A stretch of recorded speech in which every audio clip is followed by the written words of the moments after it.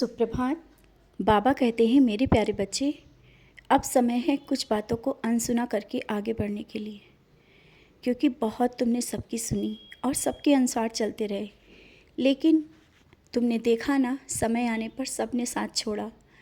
अब समय है अपने लिए समय निकालो और अनसुना करो उन बातों को जो लोग तुम्हें बोल रहे हैं, कुछ ऐसी बातें जो तुम्हारे दिल को चुभे। उन बातों को क्यों सुनते हो, क्यों ध्यान देते हो? हाँ, परवाह करो, सेवा करो, सब करो, लेकिन उन बातों को मन में लेकर के मत चलो। इतना दिल पे मत लो कि जो कार्य तुम करना चाहते हो और जिस तरह से तुम अपना जीवन जीना चाहते हो वो भी भूल जाओ। अभी कुछ दिनों से तुम्हें बहुत गुस्सा भी आने लगा है। अपने गुस्से को शांत करो। नाम जाप ज़्यादा से ज़्यादा नाम स्मरण किया करो।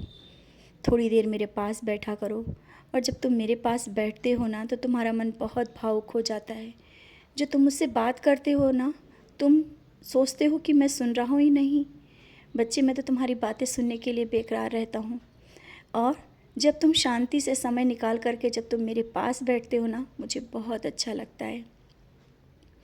और तुम्हें पारायण करने का मन है, किसी समस्या को लेकर के जो परेशानी चल रही है उसके लिए पारायण करने के लिए सोच रहे हो, लेकिन अभी हो नहीं पा रहा है ना। कोई बात नहीं, मैं जानता हूँ अभी समय नहीं मिल पा रहा है तुम्हें, व्यस्तता बहुत अधिक है। समय निकलने पर तुम ज़रूर पारायण करो, और जिस कार्य के लिए तुम करना चाहते हो ना, कार्य होगा, अवश्य होगा। लेकिन पारायण करने से तुम्हारे मन को शांति मिलेगी। सच्चरित पढ़ना मत भूला करो। घर में सच्चरित है ना, फिर भूल क्यों जाते हो पढ़ने के लिए? सच्चरित भले ही थोड़ा पढ़ो, लेकिन पढ़ो ज़रूर। घर में कुछ दिनों से तुम्हारा मन सच्चरित पढ़ने का मन ही नहीं लग रहा है, और तुम बोल रहे हो बाबा क्यों नहीं मन लग रहा है। कारण है तुम बेवजह की बातों पे ध्यान दे रहे हो, उन बातों को जिनसे कोई रास्ता नहीं मिलेगा और बेवजह की हैं। लोगों की बातों को कब तक तुम ध्यान दोगे? और जब तक उन बातों को ध्यान दोगे ना, आगे बढ़ ही नहीं पाओगे।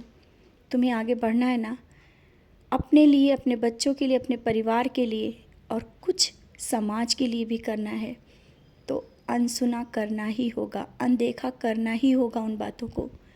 आगे बढ़ना है, तुम्हें बहुत कुछ करना है। तुम ऐसे ही नहीं घर में चुपचाप बैठे रहोगे, तुम्हें जीवन में बहुत कुछ करना है, और मैं वहाँ तक पहुँचा के रहूँगा। मैं रास्ता दिखा रहा हूँ, आगे बढ़ो। ये मत सोचो कि वहाँ जाओगे तो काम तुम्हारा होगा या नहीं। नाम स्मरण करते हो, मेरा ध्यान करते हो, मुझे याद करके जब तुम घर से निकलते हो ना, फिर क्यों प्रश्न करते हो तुम्हारा काम होगा या नहीं? तुम्हारा काम अवश्य होगा।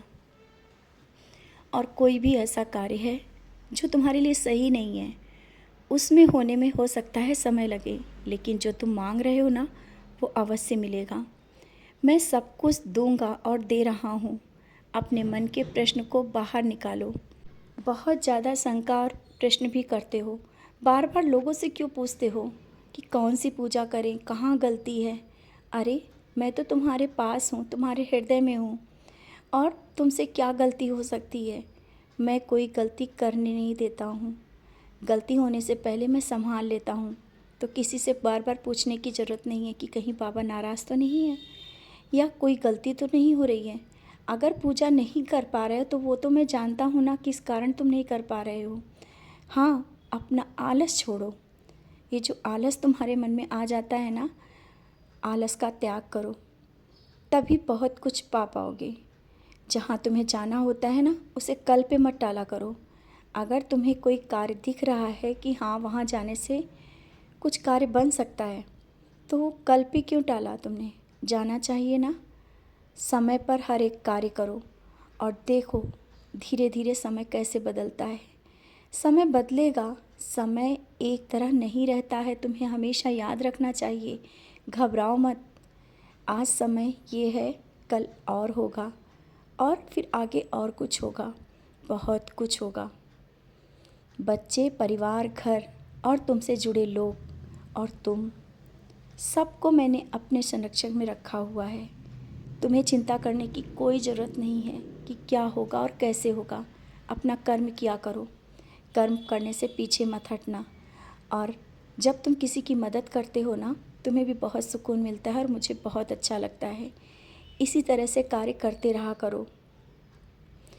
अगर तुम्हें लगता है कि किसी को भूख लगी होगी, उसको खाने की ज़रूरत है और तुम उसी पल उसे वो चीज़ दे देते हो, तो याद रखना उस समय तुम मुझे खिलाते हो और ऐसा हुआ भी है तुम्हारे साथ। मैं जानता हूँ तुम्हारा हृदय बहुत कोमल है, क्योंकि तुम्हारे हृदय में मैं वास करता हूँ।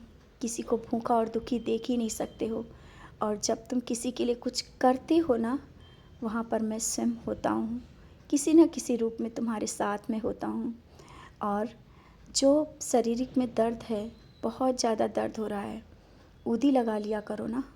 ऊदी क्यों भूल रहे हो? ऊदी आज अवश्य लगा लेना, सब सही होगा। कोई भी परेशानी, कोई शारीरिक पीड़ा ज़्यादा दिन नहीं रहेगी। आज ऊदी लगाना, मैं कह रहा हूँ ना, आराम मिल जाएगा। दर्द ज़्यादा दिन तक नहीं रहने दूँगा, सब कुछ सही हो जाएगा। खुश रहो।